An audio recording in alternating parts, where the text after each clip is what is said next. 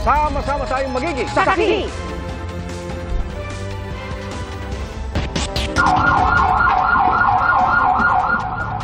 Nagngangalit na apoy ang bumulabog sa ilang bumisita sa may yumaong kaanak sa Bagbag Cemetery sa Navaliches, Quezon City. Nagkasunog kasi sa katabing bahay ng sementeryo. Umabot sa ikalawang alarma ang sunog. Umutok na electric fan ang tinitignang sanhi ng apoy. Naka-hospital arrest ng isang Korean national matapos siyang managasan ng security personnel at bumangga pa sa isang gasolinahan sa Clark Freeport Zone sa Pampanga. Aalamin ko na sa impluwensya ng alak o droga ang driver na hubot-hubad daw ng matagpuan. Saksi, si John Consulta. Paltrak, paki-responde, paltrak. Emergency. Nagliyab ang gas pump na yan sa isang gasolinahan sa Clark Freeport Zone kahapon ng umaga. Dito humantong ang maaksyong paghabol sa isang SUV na sinita ng ilang security personnel. Bago pa ang tagpong yan, hinaharang na ng mga gwardya ang SUV sa tapat ng isang hotel sa Clark Freeport Zone. Ang isang nakamotorsiklong nagpapahinto sa kanya, bigla nitong sinagasaan. Nagbaniobra ang SUV, nag-counterflow sa driveway ng hotel, saka humarurot palayo. Hinabol siya hanggang sa ma-corner sa isang gasolinahan. Sinasabihan ng driver na lumabas ang sasakyan, pero sa halip na sumuko, inararo nito ang kaharap na gas pump. Ay, ako. Mas tumaas pa ang tensyon nang magliyab na ang tumumbang gas pump. Responde rito ang mga bombero. Viral sa social media ang mga video na ito. Ang driver ng SUV dinala sa isang medical facility para gamutin matapos magtamo ng second-degree burn. Ayon sa Clark Development Authority, 41 years old na Korean national ang driver. Nagtatrabaho raw siya sa isang casino sa Clark at nakalive noon pang October 19. Sabi ng CDC, pasado alas 5 ng madaling araw nang makuhanan ang kahina-hinalang sasakyan na pumasok sa Clark at pumarada sa isang fire station. Nilapitan niya at nung lumapit siya, natanawan niya na yung driver walang saplot sa katawan. So immediately, nireport niya sa aming command center. Nung lumapit yung fireman namin, unti-unti siyang umalis. Nakausap namin ng isa sa mga security personnel na muntik ng masagasaan. Kakatukin lang po sana namin para kausapin po. Binababan niya lang po yung bintana, maya-maya po. Muntik na po ako sagasaan, binarulot na po yung sasakyan niya. Kasagi po yung MC patrol. Naka-hospital arrest ang suspect na sinampahan na ng patong-patong na reklamo. Pinailan siya ng attempted homicide, grave scandal, malicious mischief, resistance and disobedience. Ang reckless imprudence include resulting to damage to property. Sabi 50 million daw yung amount ng damage to property do sa gas station. Inaalam pa kung lasing o nasa impluwensya ng ipinagbabawal na droga ang dayuhan. We already requested that a drug test be conducted. Bakit siya nakahubad? Yan yung patuloy pa nating inaalam. Sinusubukan pa namin makuna ng pahayag ang suspect na kasalukuyang nagpapagaling sa ospital. Para sa GMA Integrated News, ako si John Consulta, ang inyong saksi. Dalawang tropical cyclone na maaaring umabot hanggang typhoon o super typhoon category ang posible umunong pumasok sa bansa ngayong Nobyembre ayon po sa Pag-asa. At nitong Oktubre, magkasunod na nanalasa ang bagyong Christine at Leon. Sa Occidental Mindoro, patuloy na hinahanap ang isang barko at mga crew nito na naglayag mula sa Palawan. Mula sa Occidental Mindoro, saksi live si Mav Gonzalez. Mav? Pia, sa ngayon ay hindi pa rin talaga malinaw kung ano talaga ang nangyari sa MV Santa Monica. Patuloy yung search operations ng mga otoridad, lalo't may ilang sightings ng debris dito sa Occidental Mindoro. 10 araw nang nawawala ang cargo vessel na MV Santa Monica A1 na sakay ang 11 crew. Umalis ito sa Santa Cruz Port ng Taytay, Palawan noong October 22, kasagsagan ng bagyong Christine. Karga nito ang mahigit 100 kalabaw at ang cowboy o bantay ng mga ito na si Alberto Esparagoza. Ang huli po namin pagkausap sa kanya na Mr. ko ay dito sa Kasiyan.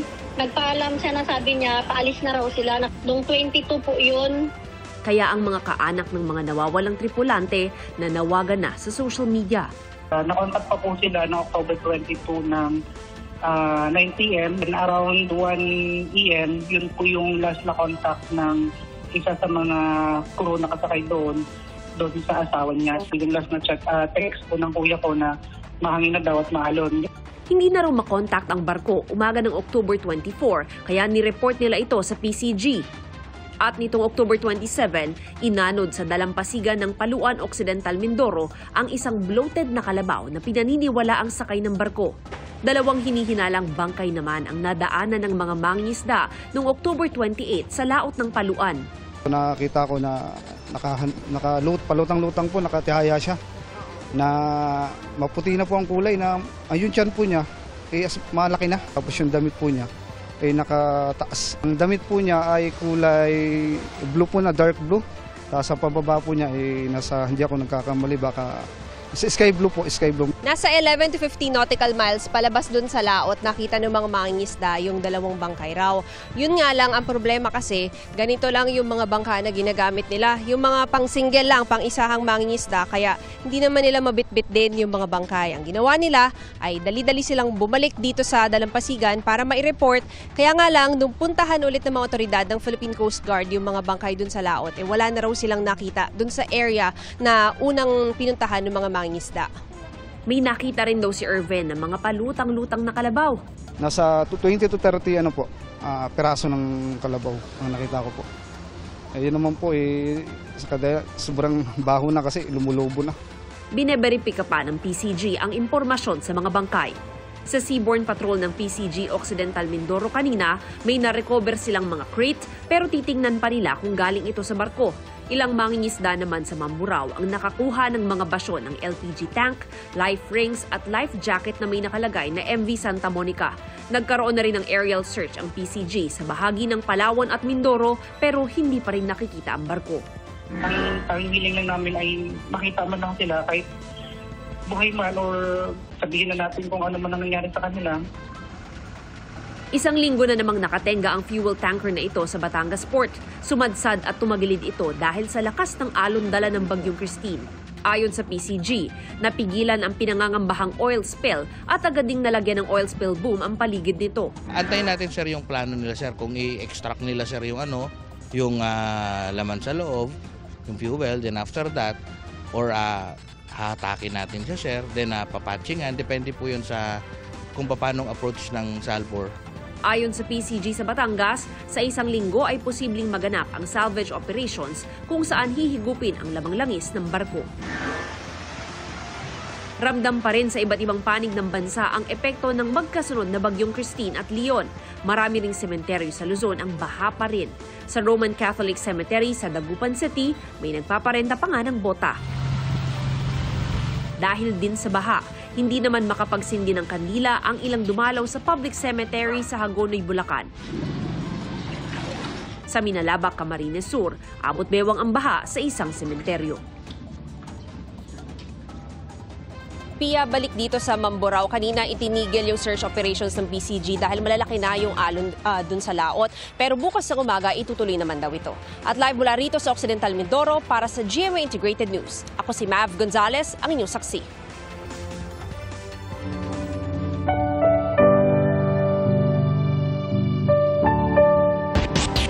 Dumagsapo sa opisina ng Barangka Public Cemetery para magreklamo ang mga kaanak na may yumaong iligal umanong hinukay sa Marikina. At sa ilang sementeryo naman kung saan dagsa ang mga dumalaw, may mga nahilo dahil sa init at dami ng tao. Saksi si June Veneracion. Imbes na sa tapat ng mga puntod, sa opisina ng pamunuan ng Barangka Public Cemetery, nanatili ang mga kaanak ng ilang yumao para magreklamo. Ang labi kasi ng kanilang mga mahal sa buhay, kabilang daw sa mga iligal umanong hinukay at itinambak lang sa naturang sementeryo. Tulad ng yumaong asawa ni Carmen, na kanya sanang aalayan ng bulaklak at kandila. Pero lapida na lang ang kanyang nakita. 2 na nga lang kami ng anak ko dito. Yung ganito mong maabutan namin, wala ka na. Masakit sa abong nila. Ang isang bumisita, kinumpronta ang grupong aniyay, binayaran niya para ilipat sana ang nicho ng labi ng kanyang kaanak, pero tinanggal din kalaunan.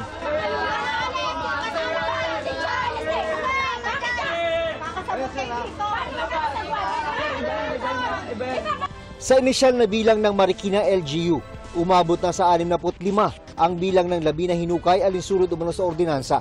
Bagay na ipinatitigil raw muna ang pagpapatupad sa ngayon. Sinampahan na ng reklamong administratibo at paglabag sa Code on Sanitation of the Philippines ang tagapamahala ng sementeryo at 5 iba pa dahil sa umano'y illegal exhumation.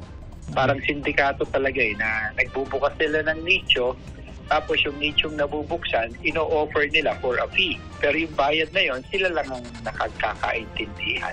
Ang isa pang hamon, pahirapan ng pagtukoy sa pagkakilanlan ng ilan sa mga labi na isinako pero walang detalye kung kanino. Dapat yan ay madaling ma-identify para naman mabawasan yung burden o yung pain ng yung agony ng lahat ng mga naghahanap, ng mga kamag-anak ng mga puto na yun.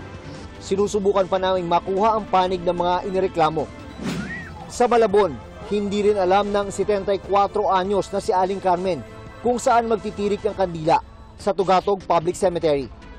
Di kasi niya makita ang pangalan ng kanyang ina at anak sa Wall of Remembrance na itinayo para may pansamantalang madalaw ang mga kaanak habang sinasaayos ang sementeryo. Pangalan lang, para malaman ko talaga nandyan siya. Ayon sa kawani ng Malabon LGU, nagkaroon noon ng aplikasyon para maideklara ng mga kaanak ang mga inilibing doon. Bagay na di raw nagawa ni Aling Carmen noon. Wala rin sa master list ng mga inexhume at inilipat sa bagong ossuary at kolumbaryo ang mga kaanak ni Aling Carmen. Tingin nila posibleng nasa ibang parte pa sila ng sementeryo na di pa sakop ng redevelopment. Kaya yun po yung alamin natin. Advice ko na lang sa inyo na fill up na itong form, tapos mano-mano papahanap po natin sa sepulturero. Habang hinihintay yan, sa common area na lang muna nagsindi ng kandila si Aling Carmen para sa mga mahal niyang yumao. Sa Manila North Cemetery naman, mas pinaigting pa ng Manila Police District ang seguridad. Kasunod yan ang naitalang gulo kung saan isang miyembro ng LGBT ang nabugbog kaninang madaling araw. Nagkaroon ng away dahil sa kalasingan pero ngayon iniimbestigahan na. Pero hindi nangyari ito sa oras ng dalaw. Kanina, siksikan sa entrada pa lang. Umabot kasi sa mahigit 1 milyon ang bumisita roon. Ang rescue station, abala sa dami ng kanilang nirerespondihan tulad ng ilang nahilo. Marami ring nahilo at tumaas ang blood pressure sa Manila South Cemetery. Karamihan nagsushoot up yung BP dahil sa tindi ng init. Para sa GMA Integrated News, June Veneracion ang inyong saksi. Tuloy pa ang pagunita ng undas sa Loyola Memorial Park sa Marikina sa kapila ng pagbuhos ng ulan kanina. At saksi live, si Von Aquino. Von? Pia, inulan ng mga dumadalaw sa puntod ng kanilang mga mahal sa buhay dito sa Loyola Memorial Park sa Marikina City. Pero sa kabila nga niyan, meron pa rin daw mag-overnight dito. Humaba ang pila sa isang lane ng A. Bonifacio Avenue papasok ng Loyola Memorial Park sa Marikina City mag-aalas 6 ng gabi. Mahigpit din kasi ang seguridad bago makapasok ng sementeryo at ilang ipinagbabawal ang kinumpiska tulad ng sigarilyo, playing cards at lighter. May mga pulis at medic din sa loob at labas ng sementeryo. Ang ilang pamilyang dumalaw dito, planong mag-overnight sa tabi ng puntod ng kanilang mga mahal sa buhay. Nag-set up na lang kami ng simpleng tent, maliit na tent, tapos may mga upuan na rin, tapos may mga food na rin po. Nakikiramdam naman daw sa panahon ng pamilya Christie kung mag-overnight sa puntod. Dito lang kami nagkikita-kita, nagkakasama-sama, hindi gaya ng walang okasyon. Pag umulan, uwi na. Ang puntod namang ito pinalibutan ng mga palamuti at Christmas lights. May mensahe pang binuo gamit ang petals. May mga bulaklak at kandila na rin sa puntod ng ilang namayapang sikat na personalidad tulad ng GMA Integrated News pillar na si Mike Enriquez, puntod ng yumaong si Senator Miriam Defensor Santiago at master rapper Francis M. Pasado alas 7 ng gabi nagsimulang bumuhos ang ulan kaya ang mga dumalaw kanya-kanyang silong. Pia, as of 10 p.m., nasa mahigit 3,000 ang crowd estimate ng PNP dito sa loob ng sementeryo. At mabuti na lamang at tumila na ang ulan dito. At live mula rito sa Marikina City para sa GMA Integrated News, Von Aquino ang inyong saksi. Overnight na sa Manila Memorial Park sa Parañaque ang ilang dumadalaw sa kanilang mga mahal sa buhay ngayong undas. At may mga nag-alay rin ng bulaklak sa ilang sikat na nakahimlay roon. Saksi live si Jamie Santos. Jamie? Pia, hindi tulad sa ibang sementeryo sa Metro Manila at ilang karatig na lugar na limitado lamang ang oras para makabisita ngayong Undas. Dito sa Manila Memorial Park sa Parañaque, 24 oras silang bukas. Kaya ang ilan dito na magpapalipas ng magdamag. Kanya-kanyang bitbit ng tent at lona ang mga bumisita ngayong Undas sa Manila Memorial Park. Marami sa kanila ang dito na magpapalipas ng magdamag. Bukod sa pag-aalay ng mga bulaklak at dasal sa mga yumao nilang mahal sa buhay, panahon din daw ang Undas para sa ilan na magsama-sama ang pamilya. Para celebrate yung at saka parang gathering na rin. Reunion, parang ganun din. Kaya yung saya ba hindi matumbasan ng pera? Minsan lang ito dito. Parang gathering ng pamilya, in memory of our parents. Dinayo rin ang puntod ng mga kilalang taong nakahimlay dito, gaya ng kinadating Pangulong Noynoy at Cory Aquino at dating Senador Ninoy Aquino. May bulaklak dito galing kay Pangulong Bongbong Marcos. Ang ginang na ito kasama ang maliliit na anak at pamangkin na nag-alay ng dasal sa puntod ng pamilya Aquino. Maalala pa rin sila kahit sila ay lumisan na po. Every year po kasi nandito po talaga ako para bisitahin po sila. Ang magkakaibigang ito kinunan pa ng video at picture ang puntod ng mga dating leader ng bansa. Gusto lang po namin madalaw si former president po. Yung mga naging parte ng pag-unlad ng bansa natin. Kayo po ay mayroon din pong kaanak dito? Ay wala po. Opo, sila po talaga yung sinadya namin. Ang naiisip mo po na kung sana may nabubuhay pa tapos may sila ulit yung naging presidente, hindi siguro natin mararanasan yung ganito kahirap. Dinagsari ng fans ang puntod ng yumaong aktor na si Rico Yan. Ang saya lang kasi makikita mo ang dami yung parang niyang fans kahit alam mong yumao na po siya. Ayon sa pamunuan ng Manila Memorial Park, inaasahan nilang mas darami ang pupunta ngayong Undas kumpara noong nakaraang taon. Nakadikit daw kasi ito sa weekend. Inaasahan nilang aabot sa 1 milyon ang dadalaw ngayong taon. So inaasahan po namin ngayon, ma'am, na hindi lang 50 to 60% yung mag-overnight doon sa pumasok na halos sa 200,000. Lalo na po kadikit weekend. Yes, ma'am, ganun po talaga. Diyan, baka yung iba dyan, ma'am, talagang mula pa kagabi hanggang sa matapos po yung Undas natin, nandyan po sila. Pakiusap nila sa malapit lang nakatira, kung maari ay wag nang magdala ng sasakyan dahil sa hirap ng parking sa loob. Bumper to bumper nga ang traffic sa loob ng sementeryo. Maging ang papunta rito, uubos ng oras sa tindi ng traffic. Pakiusap din nila na wag nang magbitbit ng maraming gamit ang mga bibisita dahil samot-sari ang mga panindang pagkain at inumin. Pia, dahil nga sa inaasahang buhos ng mga bibisita rito sa Manila Memorial Park, may mga medical assistance mobile at PNP assistance desk na handang umalalay sa kanilang pangangailangan. At live mula rito sa Parañaque para sa GMA Integrated News, ako si Jamie Santos, ang inyong saksi. 6 na armadong lalaki ang nanloob sa isang bahay sa exclusive subdivision sa Parañaque City. Natangay nilang halos 1 milyong pisong cash at alahas na nagkakahalaga ng 400,000 piso. Ayon sa pulisya, magkakakilala ang mga armadong lalaki at ang driver ng mga biktimang Chinese. Agad hinuli ang driver, pati na ang iba pang driver na kasabot din umano sa krimen. Base sa investigasyon, dati nang nabiktima sa Binondo, Maynila ang isa sa mga biktima, kaya posibleng iisang grupo lang ang sangkot sa krimen. Patuloy ang follow-up operation para mahuli ang mga armadong lalaki. Mga kapuso, ngayong Undas, hustisya ang patuloy na panalangin ng mga kaanak ng mga nasawi dahil sa umano'y extrajudicial killings noong nakaraang administrasyon. Saksi, si Tina Pangiliban Perez.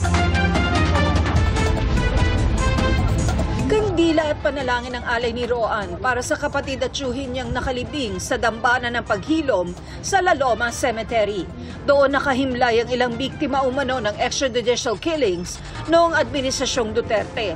Siyempre nagdadasal po kami na sana nalipas na po yung katayan ng 2016. Siyempre hinahangad po namin yung justisya ng mga mahal namin sa buhay. Sa Talas Cemetery, hustisya rin ang panalangin ni Jimmy Segovia, ama ng nooy menor de edad na si Jonel na napatay noong December 28, 2016. Tila nabigyan daw sila ngayon ng bagong pag-asa sa pagbuhay sa investigasyon sa war on drugs. Para ako kandilang nalusan eh. Tumungan luwa, parang bigla lang akong bumaksak doon. Nakakita ko sila. Siya pinakamaraming tama, 13. Nararamdaman ko po na parang nabigyan ng isang anak ko. Sa November 7, ang susunod na pagdinig ng Quad Committee ng Kamara sa issue ng extrajudicial killings. Iimbitahan muli si dating Pangulong Rodrigo Duterte na nauna nang nagsabi na pwede siyang pumunta sa mga Quadcom hearing pagkatapos ng November 1. Hiniling din ng Quadcom sa dating Pangulo na iwasan ang pagbumura. Bagay na napuna noong humarap si Duterte sa Senate hearing nitong Lunes. Sinabi ko yan sa mga pulis. Kayong mga pulis, pag pumasok kayo dyan sa droga, kayo ang mauuna. Mr. Chair, baka maaring ang resource person tumigil magmura kasi bahay natin itong Senado eh. I am relating a conversation. I am not po nagbumura. Mr. President, sinasabi ko yan kung ano ang sinasabi ko doon sa tao. Ayon sa Quadcom, dapat mabura sa records ng Senado ang mga mura ng dating Pangulo. What prevent others to make that kind of statement as well? Yung mismong institusyon na mapapunta yung record ng mga sinasabi ng bawat isa dyan, na babasahin ng mga susunod na henerasyon, nakakaya tayo. Nakakaya. We should not allow any vulgar statement in this hearing. Yung PI, hindi lang mura yan eh. Nanay ko, tinutukoy mo dyan eh. Sa Senado naman, wala pang schedule kung kailan ang susunod na pagdinig sa issue ng drug war. Pero ayon kay Senador Coco Pimentel, na chairman ng subcommittee ng Blue Ribbon Committee, umaasa silang haharap na ang retired police officials na sina Royina Garma at Edilberto Leonardo. Sa ngayon, walang nakikitang dahilan si Pimentel para imbitahang muli si Duterte. Para sa GMA Integrated News, Tina Panganiban Perez, ang inyong saksi. Dagdag bawas sa presyo ng ilang produktong petrolyo ang nakaamba sa susunod na linggo. Hanggang 70 sentimo ang posibleng rollback sa kada liter ng gasolina. At posible namang walang paggalaw sa presyo o rollback na 20 sentimo ang asahan sa diesel. Habang nakaamba naman ang hanggang 20 sentimo na taas presyo sa kerosene. Ayon sa Energy Department, kabilang sa dahilan ng taas presyo ay ang pagbaba ng mga inventaryo ng crude at gasolina, geopolitical uncertainties at manipis na inventaryo sa Asya. Ang rollback naman ay dahil sa pagtawag ng pulong ng Israel para solusyonan ang gera nila sa Lebanon, pati ang humupang tensyon sa Middle East. Nabisto po sa sinalakay na BPO sa Bataan ang operasyon ng illegal na gambling platform na banned na o ipinagbabawal na sa maraming bansa dahil umano sa crypto scam. Nahuli rin doon ang isang Indonesian na wanted umano dahil sa panloloko. Saksi, si Salima Refran.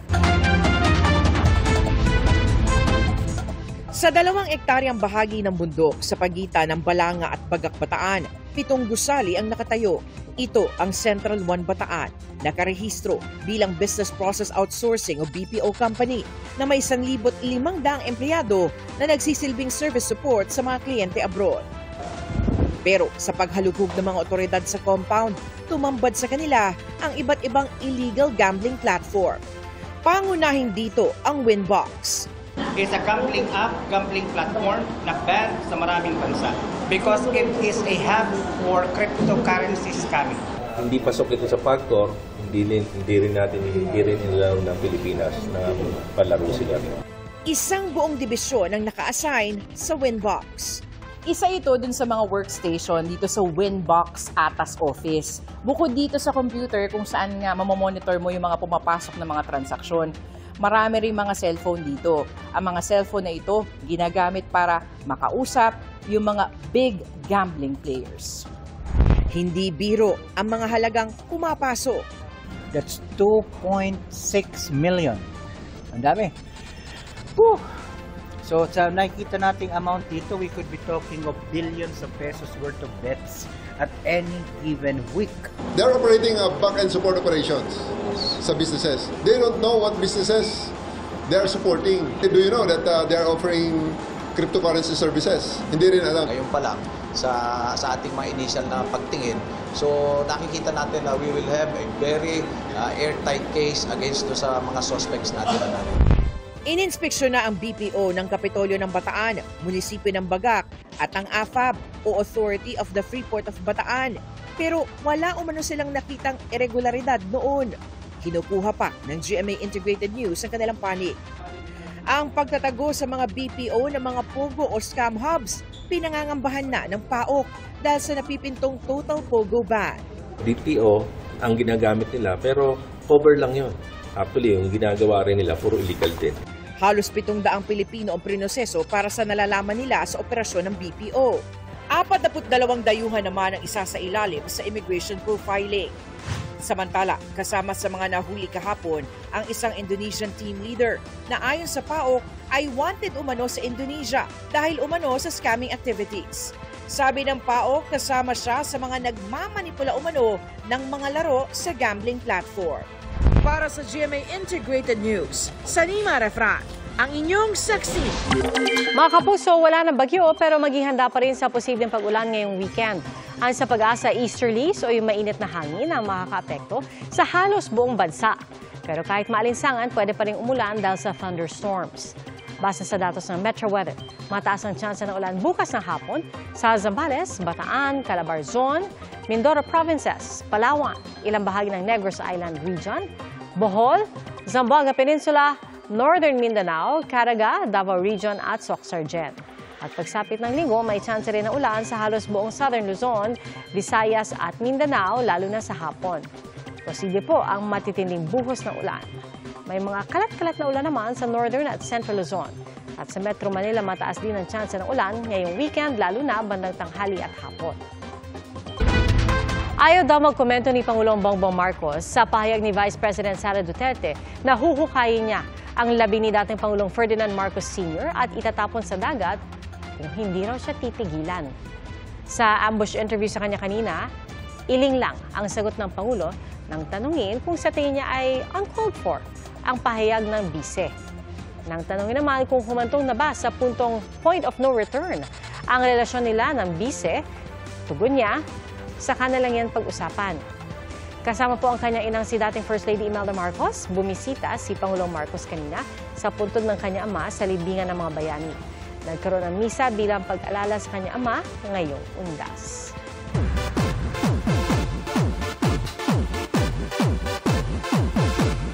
The Queen slayed 2 seasons in 1. Yan po hati ni Mariah Carey sa kanyang pasabog na upload.